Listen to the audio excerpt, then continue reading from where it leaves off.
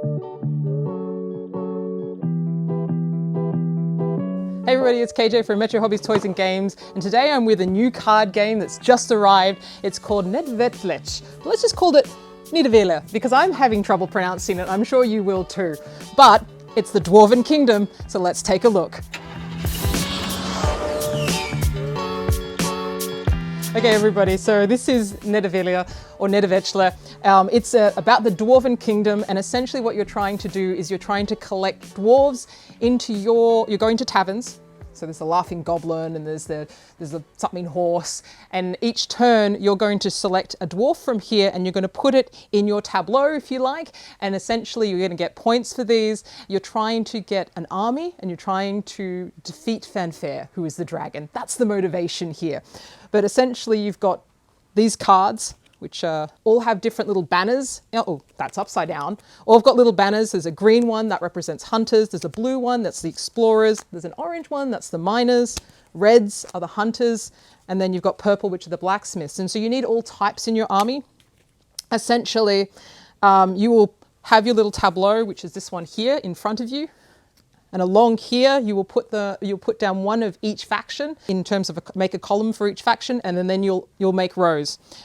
Essentially, if you have one of each of them, that entitles you to get a hero card, which will give you bonus points. So basically, all these factions, they score differently. And initially, you're going to have to get your head around that, how they all score differently. The hunters, they score the number of these squared. The miners is the number of points times the number of banners that you have at the end of the game.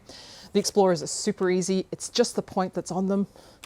On your tableau, you actually don't have to do the maths. You can see the maths, but you don't have to. It does the maths for you. So for example, if you have hunters and you've got 9 of them, you don't have to go 9 times 9. It's 81 points at the end of the game. Then you also have the blacksmiths. It's going to tell you their little maths there too, that you get 63 if you have 9 of those cards. Why would you want to get the hero cards with their cool names? Because they have bonuses with you. So this one, for example, will give you 3 extra banners, which might let you complete more heroes. It might give you extra points at the end of the game. The other really cool thing that I want to mention about this game is that essentially you're going to bid to who gets to go first, who gets to choose their dwarf first. And you do that secretly. So you have these coins and you will secretly place them in descending order down here. Then you have these 2 leftover ones that you'll put here. Make sure it's not the right ones. Yep, okay. Down here in the pouch. And then you will reveal them one after the other. And whoever's got the highest number, they get to choose first. There is another little mechanism that's really cool. So there's a coin building system in this game, and this is what makes it unique. And this is why I think you're going to love this game. If you got 0, yeah, so you're the lowest number, you get to choose last. But what that means is that now you get to build a coin. So these little coins that you've left in your pouch, they add up to 9 in this case, which means I get to now take from the king's treasury a 9, which means that in my next turn, I could place a 9 as a bid, and means I will get to choose before other people.